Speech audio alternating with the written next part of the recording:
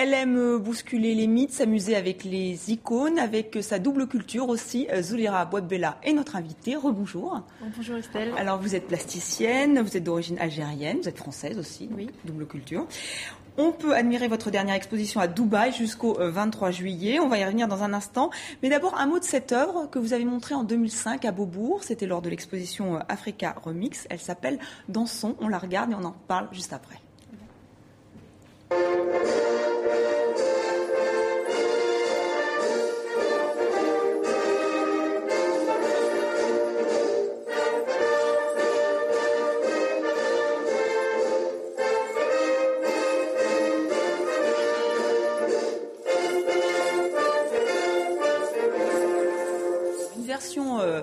De la Marseillaise assez savoureuse. Justement, on est à quelques jours maintenant du 14 juillet, fête nationale. Vous pensez qu'avec cette vidéo, vous régliez en fait le problème du débat de l'identité nationale en fait j'avais fait en 2003, ce débat n'était pas encore lancé. Non, je ne pensais régler rien du tout. En fait, c'était une vidéo que j'avais faite parce que j'avais des choses à dire concernant ces symboles qui sont plus que françaises. Pour moi, elles sont symboliques, qui sont l'égalité, fraternité, liberté. Donc, je voulais, par cette vidéo, réaliser une action qui démontre que je les comprenais bien, même si je suis algérienne d'origine, et que je les intégrais et que j'étais même capable de danser avec. Et là, justement, le débat sur l'identité nationale, ça vous a surpris que ça ressurgisse aujourd'hui ?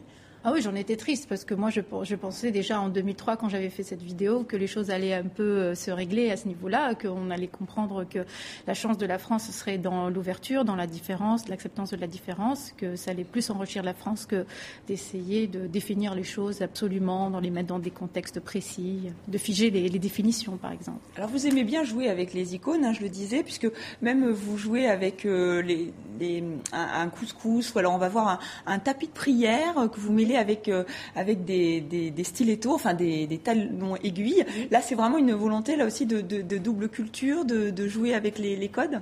Non, en fait, parce que cette pièce, qu'on voit ici, que ce sont des tapis de prière dans lesquels j'ai enlevé. Vous avez fait des trous en fait. J'ai fait des trous dans lesquels j'ai mis des chaussures. Donc voilà, c'est plus un travail philosophique sur la question des espaces, de l'espace sacré, de l'espace profane, de ce seuil, de cet espace dans lequel il peut se passer beaucoup de choses. J'ai placé dessus les chaussures d'une femme, donc l'accessoire par excellence qui définit la présence d'une femme, et pour dire que ce n'est pas contradictoire la liberté des femmes avec celle d'une religion. Vous parlez beaucoup la femme est très importante dans votre œuvre. Oui. Parce que j'en suis une, parce que ma mère en est une, ça tombe bien, parce que oui, c'est important les femmes de respecter le droit des femmes. Aujourd'hui, je pense que la lutte pour les femmes, elle est toujours d'actualité. Nous avons beaucoup à faire en tant que femmes quand on s'intéresse à ces sujets-là, même quand on est un homme, bien sûr. Et voilà, dans mon travail, c'est vrai que ça ressort. Alors là, vous parlez d'amour aussi dans votre dernière exposition qui est à Dubaï, à voir à Dubaï, Set Me Free From My Chains.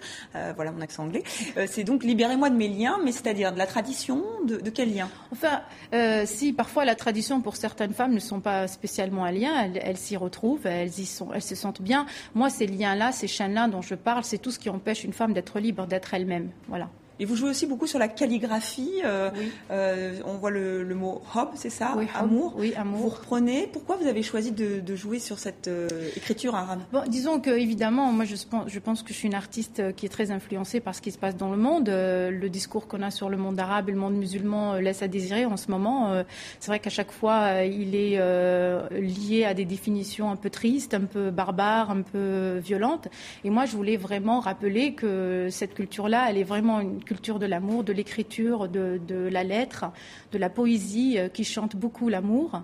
Donc voilà, je voulais juste rappeler ça, et pour le rappeler, donc j'essaye de le montrer le plus souvent dans mon travail. Voilà. Donc, et puis évidemment parce que comme j'ai une culture arabe, la calligraphie étant un art majeur de cette culture-là, donc je trouvais que c'était intéressant de faire le lien, le pont entre cette culture et l'art européen. Alors en attendant attendant que cette exposition vienne à Paris ou voyage, on l'espère oui. tous. Ceux qui nous regardent à Dubaï peuvent aller voir cette exposition. À la galerie Isabelle Vendenand à Dubaï. Merci. Jusqu'au 23 juillet. Donc il y a encore un petit peu de temps, donc profitez-en. Merci beaucoup, Soulira, d'être venue sur Merci le à vous, Estelle, de m'avoir invitée.